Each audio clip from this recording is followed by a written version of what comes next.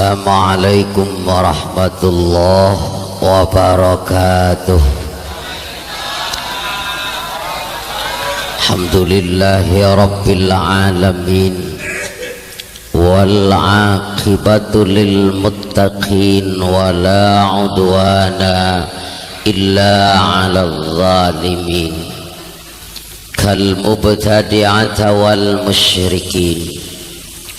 Asyhadu an la ilaha illallah wahdahu la syarika lah. Iyyahu na'budu wa iyyahu nasta'in. Wa asyhadu anna sayyidana wa nabiyyana Muhammadan abduhu wa rasuluh al-mab'utsu rahmatan lil alamin. Allahumma salli wa sallim ala sayyidina wa habibina wa syafi'ina wa karimina wa zuhrina wa maulana Muhammadin wa ala alihi wa ashabihi wa man tabi'ahu wa nasarahu ila yaumiddin.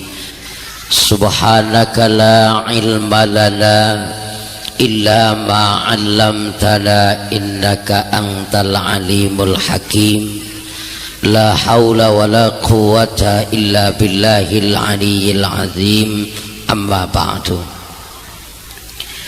Yang sama-sama kita hormati guru kita Al-Mukarram Kiai Haji Sufri Anhar, guru kita Al-Mukarram Al-Ustadz Haji Mughni Qurtubi, pengurus musalla dan segenap panitia penyelenggara peringatan Maulid Nabi, Bapak Ketua RW, Bapak Ibu Saudara hadirin wal hadirat rahimakumullah.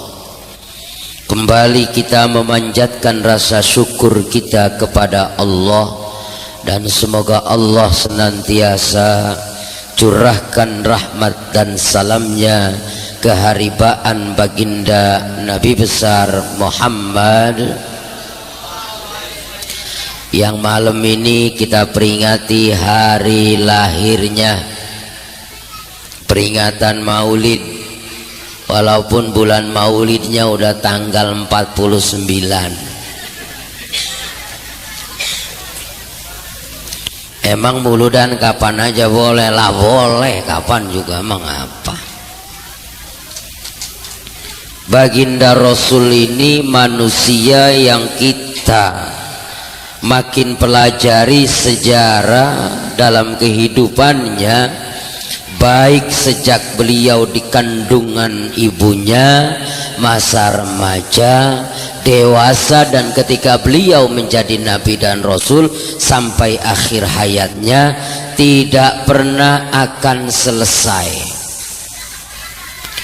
Bicara mengenai rasul, maka kita sesama juga membicarakan Al-Quran, karena beliau akhlaknya ada di dalam Al-Quran. Kana khuluquhul Quran. Beliau baginda Rasul lahir hari Senin, wafat hari Senin. Lahir tanggal 12, wafat tanggal 12. Lahir bulan Rabiul Awal, wafat bulan Rabiul Awal. Kemudian hijrah ke Madinah hari Senin. Kemudian dapat wahyu di Gua Hira, tepatnya di Jabal Nur juga hari Senin. Jarang orang yang lahir ama wafat ama mati hari, bulan, tanggal bisa sama, jarang. Lah kalau orang Duri Kosambi, orang Pondok Sambi sama sama orang kampung saya. Kadang-kadang lahirnya hari Senin, matinya Jumat. Jumat lahir, matinya Selasa. Selasa lahir, matinya Sabtu. Jarang yang akur. Nabi lahir wafat hari tanggal bulan akur. Istimewa bukan karena memang Rasulullah ini secara kebetulan, tetapi istimewanya Rasulullah karena emang diistimewakan oleh Allah Subhanahu. Kalau yang mengistimewakan Allah, yang memuliakan Allah, siapapun manusia gak bakalan mampu menjatuhkan derajatnya Rasulullah. Termasuk maulid, udah banyak banget yang kagak pada demen nama maulid juga ya. Orang sini memang dari kecil masih dalam perut kita mau udah dibikinin maulid sama orang tua kita, ya terus saja kita sama maulid. Mana-mana udah maulid udah jarang. Dulu GAM boleh ada di Aceh, sekarang Aceh udah aman, GAM-nya tinggal di Jakarta. Ngapa itu GAM? Gerakan anti maulid. Udah pada ogah bikin maulid, ya kita memang orang sini mulu dan kagak ada wayanya. Jangan lagi bulan maulid, bulan Rajab aja nyebutnya masih maulid, bulan Rejab nyebutnya masih maulid. Ngawinin, nyunatin, pertemuan haji bulan Syawal, maulid juga nyebutnya. Nyunatin anak, nyukur rambut bocah, maulid juga. Udah emang kagak boleh ngeliat tarawih, namen baca aja udah. Ya tapi budaya rawi bukan di sini doang Pak. Yang namanya kita umat Islam Ahlus Sunnah wal Jamaah, dan ini adalah Indonesia. Negaranya kepulauan, luasnya Masya Allah. Kalau yang namanya Iran, Irak, Syria, Yordan tuh negara Islam, umat Islamnya banyak, enggak tapi aneh. Lah kalau Indonesia jauh banget sama Mekah, tapi negaranya Muslim mayoritas, kemudian negaranya kepulauan, kemudian jadi Islam. Ini pun yang rada aneh. Kalau dia mah negaranya kecil, Muslim semua, gampang ngaturnya. Malaysia Islamnya hebat, negaranya secuplik. Apa itu secuplik? Pak Herero mana tahu secuplik? Negaranya kecil Indonesia, yang negaranya Masya Allah sekeliling bungking, luasnya luar biasa, tetapi Islamnya mayoritas. Ini yang rada aneh. Belanda 350 tahun, Jepang 3,5 tahun, komunis berapa kali berontak, modernisasi, tontonan saban kamar di rumah orang Islam, tapi tetap aja Islamnya masih ada aja. Hanya Amerika kan rada takut sama Indonesia doang. Kalau negara Islam pada bersatu, Amerika nggak pada takut. Kalau belah sono Timur Tengah, tapi Indonesia bergerak dikit, Amerika takutnya setengah mampus. Ngapa? Islam di Indonesia aneh. Bayang subuh kagak, ngaji oga, mulu dan ramenya Masya Allah. Tapi di mana-mana urusan sini mah, orang sini mah kalau urusan ngaji mah jangan ditanya. Orang sini mah urusan ngaji jangan ditanya. Iya jangan ditanya aja udah. Mulu dan rame lah, ngaji hukumnya wajib, mulu dan cuman mubah, rame. Apalagi kalau sembayang id, la ilaha illallah, subuh kagak sembayang, wayang id paling depan. Subuh kan wajib, bayang id sunnah. Ngapa yang sunnah dikerjain, yang wajib kagak. Lagi negara apa kagak ada yang kayak Indonesia mabok takbiran. Lemeng itu yang pada ke Monas emang bocah semenggah itu kagak semenggah, dia pada mabok. Allahu Akbar, kata malaikat gue bejak mari lo. Indonesia doang negara mah yang pakai takbiran mabok. Besok bayang paling depan, kain mereknya belum disobek, orang hadiah dari material. Kata temennya Ilo kan tuh bocah sadar, dapat 2 hari lebaran cak umat aja lagi. Tuh bagusnya Indonesia tuh Pak, lempengan itunya tuh rada bagusnya, lumayan. Ya kalau bahasa preman-preman mau sadar jangan lupa kita galakin Pak. Biarin tak kumpulin aja tuh bocah yang pakai tato, kayak yang antingnya berentet juga di kuping bagian aja udah. Tak kumpulin aja yang begitu. Ntar kalau Islam Indonesia udah diserang yang begitu, kita suruh maju duluan. Iya jamaah mati juga emaknya udah girang. Daripada lo mati nggak pukul lagu, mendingan lo belain Islam. Emang waduh gue udah pegel aja ngurusin lo, betul begitu. Lah ini bapak-bapak dan saudara-saudara, nih Islam datang ke Indonesia nih, ini kudu diingetin nih. Islam datang ke Indonesia, budaya yang namanya Indonesia ketika itu Hindu, Buddha, animisme, dinamisme udah duluan. Nasrani udah duluan. Islam datangnya belakangan. Tuh. Islam dibawa dengan dakwah para aulia Allah, rijalullah, ibadullah, bukan dengan kekerasan, bukan dengan pedang, bukan dengan paksaan, tetapi berbekal ilmu pengetahuan yang cukup, dilandasi dengan nilai akhlakul karimah baginda Nabi besar Muhammad. Dibawa Islam ke Indonesia dari Hadramaut, Yaman, dari Gujarat, dibawa perlahan tapi pasti dengan perdagangan, kemudian terus tidak ada benturan dengan budaya lokal, pelan tapi pasti. Orang Indonesia dagang, dia ngikut dagang aulia-aulia Allah terdahulu. Kemudian orang Indonesia seneng ama nelayan, karena negara Indonesia ini negara maritim ya, adanya pada di pinggir laut. Tuh wali-wali, aulia-aulia adanya di pinggir-pinggir laut, karena memang baru yang pinggir-pinggiran itulah yang ada penduduknya. Lihat aulia Allah, kekasih-kekasih Allah yang mendakwahkan Islam di Indonesia hampir rata-rata adanya di pinggir laut. Orang-orang alim, orang-orang yang ibadah, semuanya hampir ada di pinggir laut, karena ini adalah proses asimilasi ketika Islam didakwahkan di Indonesia. Ayo perlahan tapi pasti. Orang Jawa demen banget sama gending. Tuh kerajaannya hebat-hebat banget sebelum Islam datang.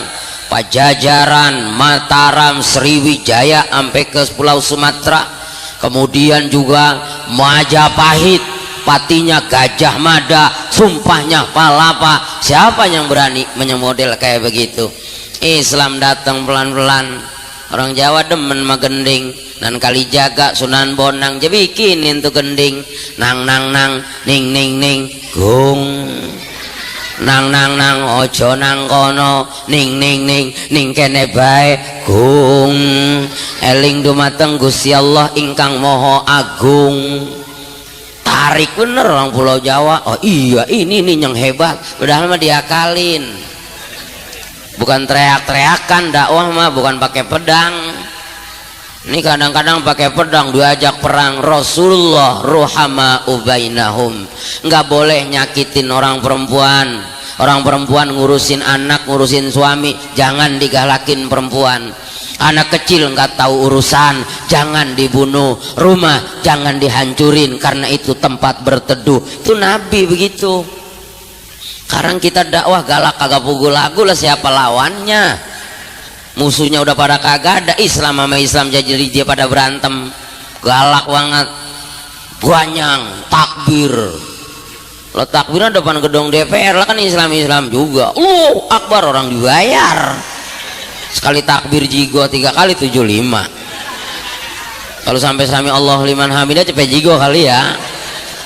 Dakwah apa jadi serem-serem banget? Jangan. Islam rahmatan lil alamin, bukan serem. Hanya sekarang Islamnya Indonesia lagi diincer aja sama Amerika. Jangan-jangan dia juga yang ngerjain tuh, dia juga yang bikin skenario. Kenapa Islam teroris jadinya? Orang so banget ngaji ogah. Nih orang kampung apa sini namanya? Orang Duri Kosambi ngaji, jangan pada diskusi mulu, seminar, simposium, bedah buku dibedah, galengan mau dibedah juga. Ngaji ogah, mazhab udah ngapain pakai ikut mazhab Hambali, Hanafi, Syafi'i, Maliki. Lah kalau kagak pakai mazhabil arba'ah, lu mau pakai mazhab siapa? Mazhab Imam Samudra, ya teroris sudah. Bocah sekarang baik-baik, ini Duri Kosambi kiai banyak banget sengkengkean.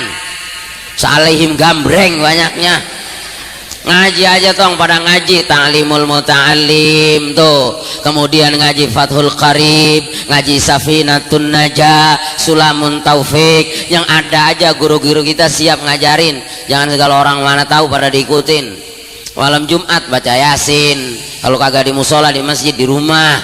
Jangan ngayap aja malam Jumat, udang-udang doang gede banget kayak buangan Vespa. Gamis pakai, sorban hijau aja pakai, ngapa ngayap mulu malam Jumat emang? Karang nih, baik-baik. Ayo kita pakai cara dulu aja, biarin kita kampungan ya kampungan. Mazhabil arba'ah juga nggak apa-apa. Kemudian kita dikatain terlalu mazhab Imam Syafi'i juga nggak apa-apa. Tuh Imam Syafi'i aja beliau ini termasuk di dalam madzahibil arba'ah. Nah sekali berimam Ramli, Imam Rafi'i, Imam Abi Zakaria Yahya Syaraf An-Nawawi Asy-Syafi'i, Imam Nawawi aja enggak termasuk mujtahid mutlak mustaqil, tetapi mujtahid mutlak muntasib, enggak termasuk madzahibil arba'ah. Kita kebangetan tinggi kembali kepada Al-Quran dan sunnah Rasul, ketinggian. Kita kan kagak tapi bisa baca Quran aja, dan kadang bocah sekarang lagunya banyak banget, tapi bukan bocah sini, ini malah lagi cerita baca Quran Jakarta udah bisa banget, lagi kita dengerin lah pen begini, khotib rame banget, khotibnya lama banget, begitu baca Qurannya lah pen begini. Tuh baca Quran, Quran bacanya yang benar, tafsirnya, ulumul Qurannya, i'jazul Qurannya, garaibul Qurannya, pakai tafsir, bukan Quran terjemah. Sekarang bye-bye nih ya, dulu masjid paling yang hilang sendal, sekarang masjidnya yang dicolong, masjid hilang sekarang, dia kagak ngikut bangun masjid, masjidnya yang ngambil. Bye-bye. Bayangnya begini, ini nih maaf nih ya, kita mau diajarin sama guru-guru kita, bayang begini aja Pak, udah segini aja, ngapa jadi lega amat sih sembayang, belum punya kebun udah nyolong, wah lega, nggak kena bayang begitu. Ada yang takbirnya begini, sedekapnya di sini di leher, mengapa jadi kayak orang kedinginan, giliran tahiyatnya coba begini mulu lah, malaikat mau diajak main cuti apa melu ya. Ini namanya kebangetan tinggi tuh, begitu tuh. Kita mau guru-guru kita aja yang udah ada, kita ikutin aja, udah rawatin yang ada, jangan pakai ngikut yang waru-waru. Orang mana tahu, kita kagak tahu lah. Emang kalau beliau guru-guru kita tahu kualitasnya, intan berlian permatanya kita jelas tahu. Lo orang mana-mana jangan gampang diikutin. Boleh orang mana-mana diikutin kalau udah ada legalitas yang benar begitu. Ya bukan kagak boleh sih, di sini boleh aja, cuman hati-hati, namanya zaman sekarang ceramah dah pakai Quran terjemah lah, jangan lah. Kudu ngaji mah pakai tafsir. Sekali berimam Jalaluddin Muhammad bin Ahmad Al-Ma'alli, Al-Imam Jalaluddin Abdurrahman bin Abi Bakar As-Suyuti, Alif Lam Mim Toha Kaf Ha Ya Ain Shad Nun Qaf, kagak berani nafsirinnya. Allahu a'lamu bimuradihi dzalik, begitu ngomongnya. Kita ngapa jadi ketinggian tuh. Islam ini dibawa dengan rahmatan lil alamin. Nang ojo nang kono, tinggalkan musyrik, nyembah pohon-pohonan, nyembah kuburan, musyrik. Innallaha la yaghfiru ay yushraka bihi wa yaghfiru ma duna dzalika liman yasha wa may yusyrik billah faqad dhalla dhalalan ba'ida. Kita enggak ta'assub kagak, enggak fanatik mazhab kagak. Kalau yang salah mah kita salahin. Ziarah kubur boleh, cuman ziarahnya yang bener, kudu ada ilmunya. Makanya di dalam manakibnya Syekh Muhammad Zaman tuh yang suka dibaca oleh orang-orang dulu tuh. Orang dulu mah kalau ngapain aja, ntar gue pulang kalau selamat gue baca saman dibaca. Padahal itu manakibnya Syekh Muhammad Zaman. Itu ada kalimat begini, barang siapa yang ziarah ke makam Rasul tidak minta izin kepadaku, maka dia ziarahnya sia-sia. Ada yang nanya lagi, lah itu Muhammad Zaman jadi hebat amat, kalau ziarah ke makam Nabi kagak izin sama dia, ziarahnya sia-sia. Ya kalau ustadznya nggak tapi pinter mah nggak bisa jawab itu. Bukannya sia-sia ketika nggak minta izin sama Syekh Muhammad Zaman.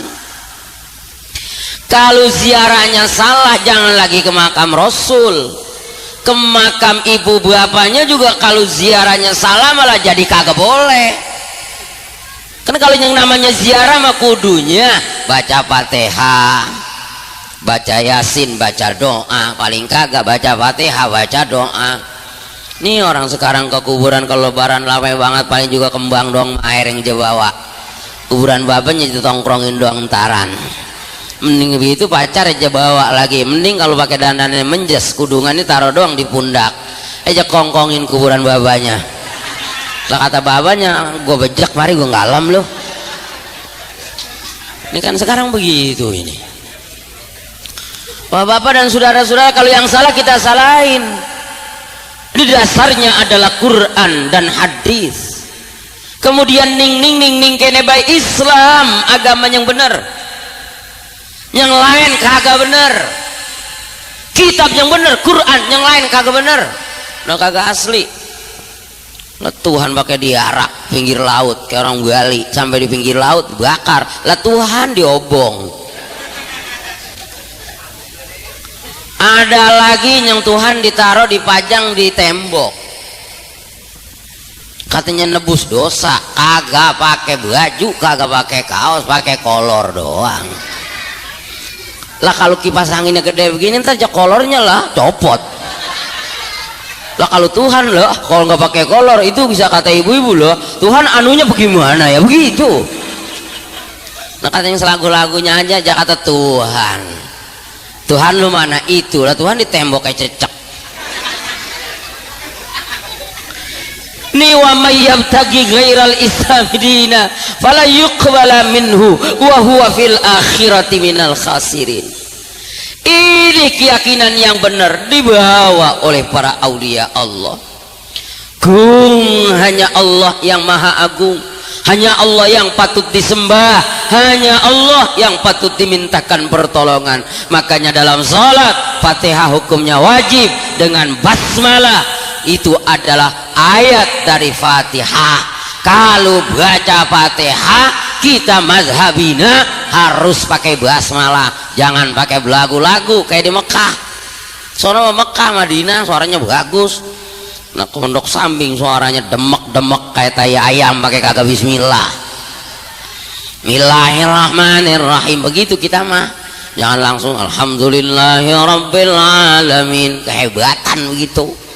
Ya saya mau ngomong ceramah begini aja sih ya, kagak nggak pakai macam-macam, bodoh mau panggil lagi syukur kagak udah. Iya tapi di mana-mana laku sih. Lah iya emang ngomong begini aja, depan siapa juga saya mau ngomong begini aja. Itu begitu aja, kagak pakai sorban, kagak pakai ngapa. Saya sekarang begini Pak, bukan apa-apa, kita rada ribet. Ya kalau di kampung dewek sih begini, di mana-mana la ilaha illallah, malu banget. Nah, ceramah bilan orang yang pakai peci hitam, saya doang diri. Muah pakai udang-udang, wah ilah ilah, kita ngeri banget ya. Baru sampai mah kita ya Roman aja pakai udang-udang begitu, kita kata Habib apa ngapa begitu ya, terada takut-takut begitu. Baru udah ceramah lah, kan ceramahnya blepetan itu. Terus pada ceramah saya terakhir yang ceramah lah, emang ngapa itu bocah jadi ngapa begitu ceramahnya itu. Baca Qurannya ambak-ambakan banget, nah kita kata kita belakangan aja begitu. Udah begitu kita ceramah belakangan lah, kata yang dengerin ini dia katanya ngenakin, mana tadi kagak ngenakin. Ya kita namanya udah rapi, duduk aja bareng-bareng. Ente kenapa sih pakai peci hitam mulu? Ya orang gue mah ilmunya belum cukup, jadi gue malu sama yang tua-tua sama kiai-kiai yang hebat-hebat aja pada pakai peci hitam doang. Emang ente belum haji? Sek ya udah enak amat hari gini belum haji. Nah nanya minta jawab ya. Ya gue belum kawin aja udah begini haji sama bapak gue mau udah dihajiin. Ente udah belum? Saya mah belum. Basar udah pakai udang-udang gitu lo haji. Kalau ditanya Ka'bah madep mana lu kagak tahu lagi. Nah besok-besok mah kita gogah begitu, kadang-kadang tuh begitu. Makanya ya ini maaf Kiai saya ngomong begini nih, dan saya penampilannya kayak begini, jadi kita ngeri. Jadi umat Islam sekarang jadi kayak pakaian yang dinilai. Ada yang udang-udangnya la ilaha illallah sampai nyengser, sekalinya jatuh debuk. Ibu-ibu dulu demen banget tuh ibu-ibu tuh kalau hari Sabtu, tapi tuh akhirnya dia yang jadi jelek banget. Ada gitu aja pada joget lagi di dangdut, kan kita ngeri gitu Pak. Dia pakai sorban ya pada joget begitu ya, kayaknya dilecehin amat sorban ya. Itu tuh yang jadi kagak nggak tapi tega begitu. Masya Allah. Islam bukan pakaiannya, Islam bukan formalitasnya, Islam bukan jenggotnya. Jenggot emang iya sunnah, kalau yang jenggotnya cakep piara. Kalau yang 2 lembar doang kayak saya begini jangan.